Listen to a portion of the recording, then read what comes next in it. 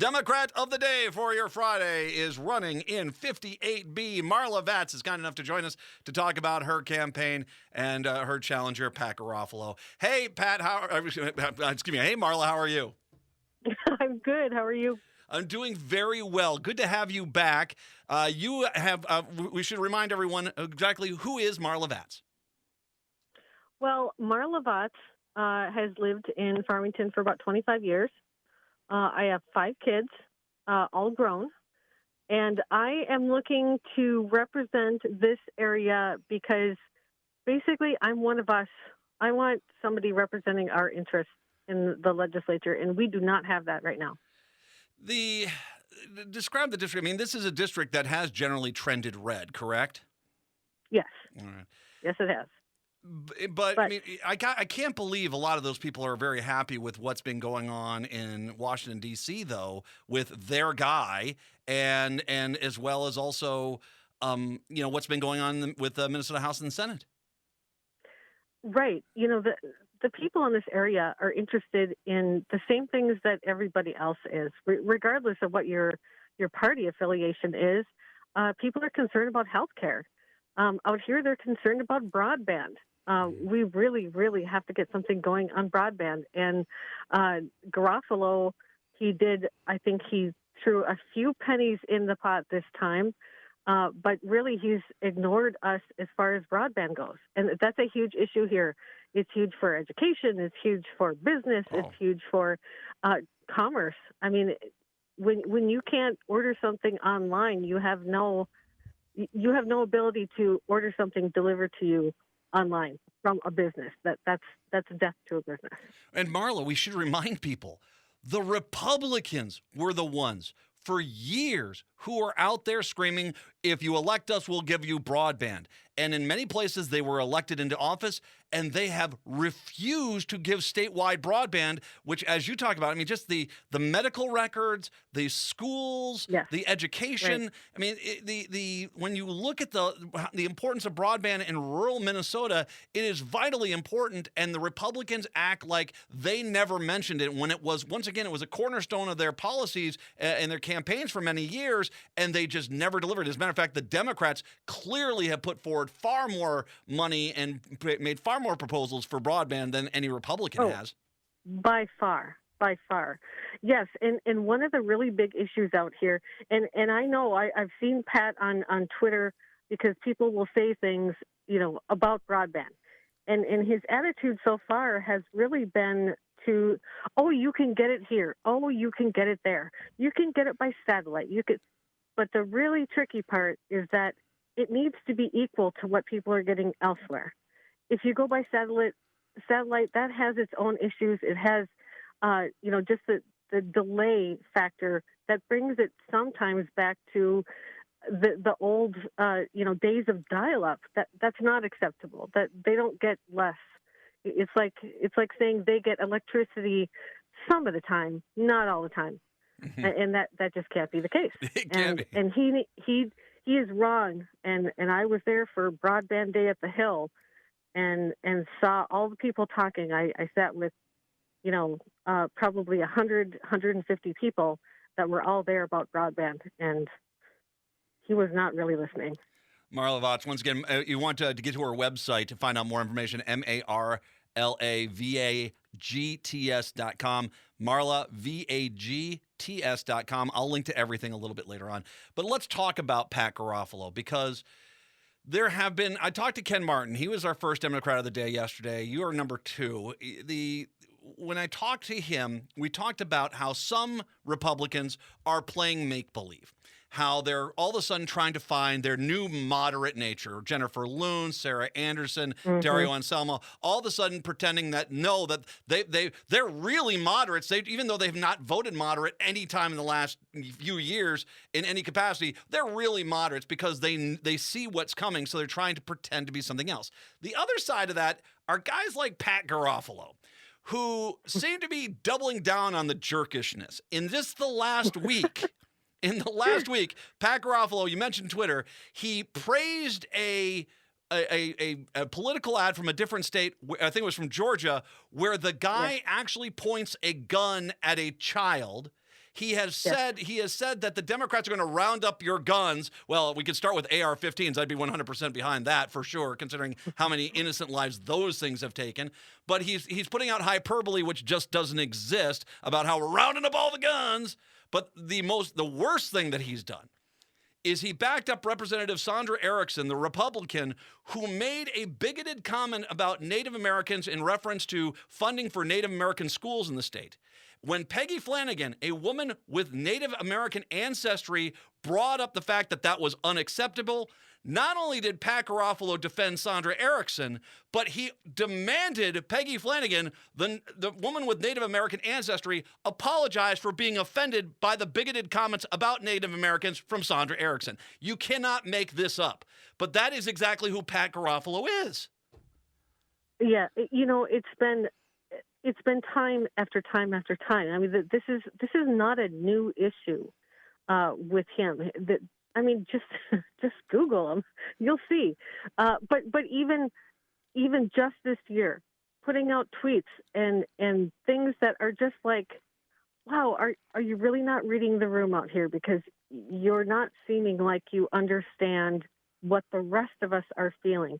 And honestly, that's what, for my campaign, I have made #OneOfUs is my hashtag, because he's not looking at things. He's not reading the room. He's not talking to people, or he's not talking to the right people about what is going on out there. And he just kind of throws, Molotov cocktails into just about anywhere, and then blames the person that it was offensive to for being offended.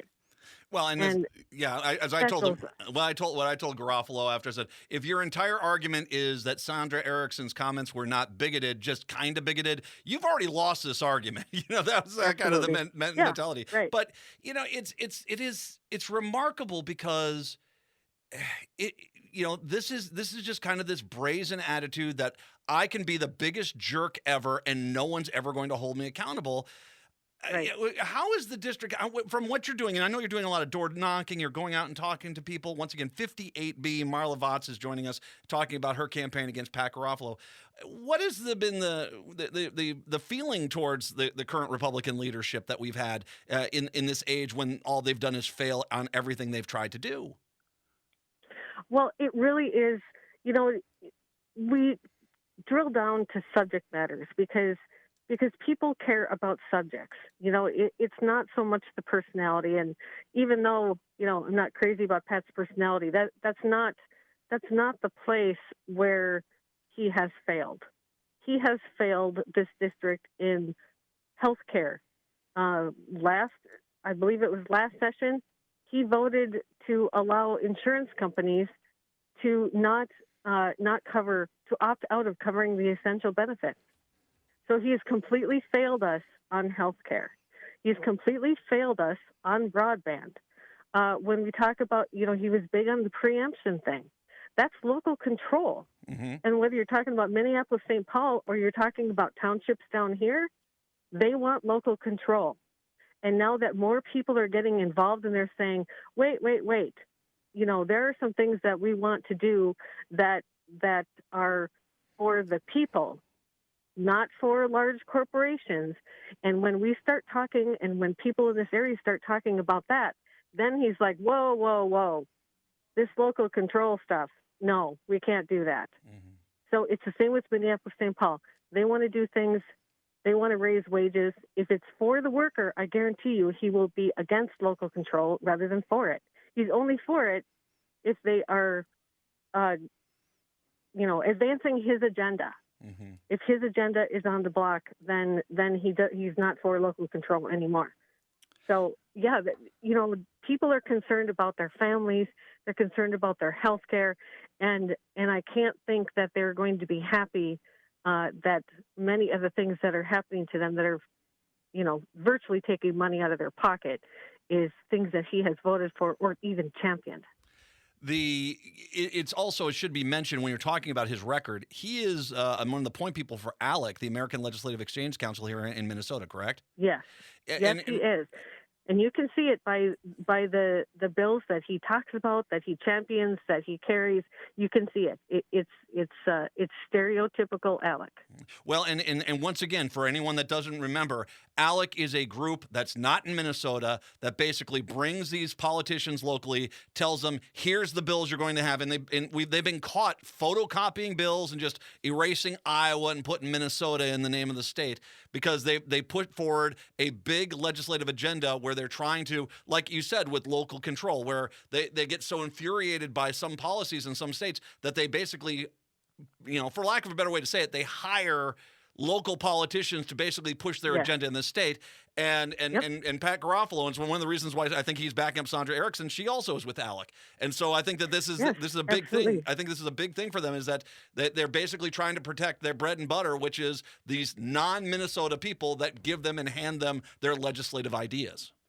Right, absolutely. And if you go to ALEC and look at the legislation that is being put forth all around the country, it's the same as here. You'll see it's a carbon copy. It is. So yes. Look at the legislation you find out there and the subject matters. I guarantee you that will be pretty much the list of what Pat Garofalo is fighting for. Well, and once again, if you're down in 58B, what do you want? Do you want someone that represents ALEC? Do you want someone who basically is Kurt Dout's lapdog? Do you want some guy that's basically only doing what Trump wants? Or do you want local representation, as you talk about? Let's talk about healthcare a little bit more. I mean, reminder, the Republicans are trying to get rid of healthcare, make it far less accessible, far more expensive, bring back pre-existing conditions, and the Republicans in the state have done nothing but acquiesce to the feds and said, yep, that's what we're going to have in the state of Minnesota. Absolutely. Yes, they have.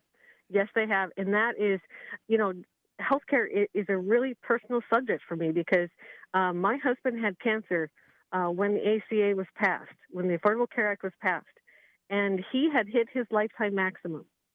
So we would have been cut off from insurance and cut off from getting more insurance when he had $8,000 a month prescriptions. Mm-hmm. So if that would have been devastating. And now they're talking about, when they start talking about all the things that they want to do to healthcare now, it's going back to that same system of cutting people off, pre-existing conditions, lifetime maximums, yearly maximums, all those things. Those cannot be part of our healthcare system anymore. No, and telling parents with young children with serious diseases, your child has to die because we are not going to give you medical care, and the treatment is millions of dollars, and they don't have it. I mean, they're basically giving them, you can't pay for it, you can't have it. It's a death sentence via your inability to pay the premium price for medical care. When we actually, with the Obamacare system, we actually had a better system in place. And sure, it wasn't perfect, but it was a heck of a lot better than what Pat Garofalo and the Republicans have been putting forward ever since. Their healthcare plans, if you want to call it that, are terrible. I don't know where they think society will be if people can't get preventative care, and once they have a chronic disease, no matter how serious or how non-serious it is, to something that needs to be managed. If those aren't managed, then people are going to get sicker. Mm-hmm. This doesn't end up well in anybody's imagination. It's just not good. We need to move towards single payer. That's the only way people are going to get preventative care. They're going to get maternity care. They're going to, they're going to go healthier into their older years because of the kind of health access they're going to have. You cannot say, we're going to put the premiums here, so you're going to struggle to pay for your premiums. Oh, and we forgot to tell you there's a $3,000 deductible before we even start paying for anything. And then after that, there's like $7,000 or $8,000, out-of-pocket max. Well, what if something happens? Oh, and you'd be $10,000 in debt before you blink your eye. And you use the wrong kind of ambulance? Well, that's another $20,000. Yeah. Yes, that's right. And what Marla's saying, when she's saying single payer, that's not wacky, crazy liberal. That's what Donald Trump campaigned on. The only way you could make Obamacare better, cheaper, and cover everyone better was to make a single payer plan. That was the only way. So what Marla Vagts is doing is following through and giving everyone via a single payer system cheaper and better health care. The Republicans, they're trying to rip it away from you and say, it sucks to be you, your kid needs to die. That should not be the standard here in Minnesota.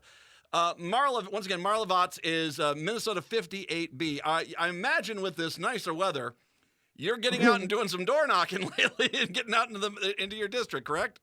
Oh, yes. Yes, I am. And we have in fact, we're having a campaign meeting tonight here to go, kind of move into our next phase, which is exciting now that the weather is nice, the sun is out. We will be, beginning our ground game and talking to people in the district. And we have, kind of a citywide approach this time that is going to be very interesting. People all over the city are kind of adopting districts and moving into other areas to make sure that people get elected so we can take back the House and really turn the legislature into something that fights for the people, not for big corporations. So, and I should mention, if I should mention really quick here, we always, I'm remembering what I do at Democrat of the Day. It's a relearning process. Remind everyone, where is 58B? 58B is the biggest town in here is Farmington, but it also extends over to the east side, south of Hastings, New Trier, Meesville, Randolph, places like that. So, yeah, primarily Farmington is the biggest town, but there's a lot of rural area, too. It's a very large geographical district. The time for Democrats to sit back and say, well, it's not my district, that's over. If you want to change anything, if you want to change anything that's going on in this country, you have to get active. Pick 4 or 5 districts that you're not in and volunteer one time this summer to go and knock on doors. Make 58B one of them. Marla, once again, it's Marla Vagts, MarlaVagts.com. That's the website, and they can get in touch with you via that, right? Yes, they can. All right. Marla. Yeah, and we just redesigned the website, so it looks beautiful. So take a look. I'm very glad you're running for the seat again. I really want to knock Pat Garofalo out of the House. I hope you all the best, and by all means, good luck out there as you run for 58B. Thank you so much. My pleasure. It was nice talking to you again, Matt. It's a pleasure chatting with you, Marla. Marla Vagts is 58B, Democrat of the Day. Spotlight that one. We will take a break and come on back. It's the Matt McNeil Show right here on AM 950.